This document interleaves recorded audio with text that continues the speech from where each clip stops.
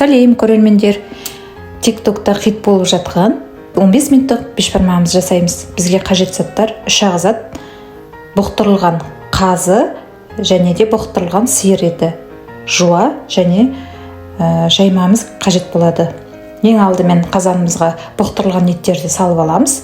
Оның үстіне жуамызды және де оның үстіне жаймамызды саламыз және де үстіне су құйып 15 минутқа бұқтырып қоямыз. Өте оңай және жылдам дайындалады. Өте дәмді. Сіздерге жасауға кеңес беремін.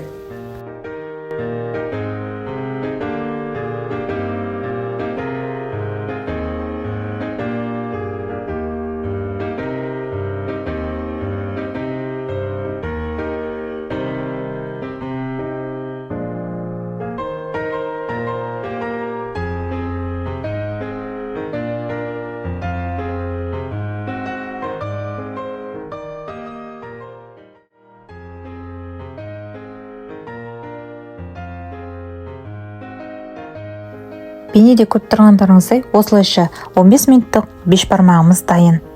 Және де арнаға тіркеліп, лайк басып, комментарий жазып кетуді ұмытпаңыздар. Және де осы рецепті жасап көруге сіздерге кеңес беремін. Астарыңыз дәмді болсын. Сау болыңыздар.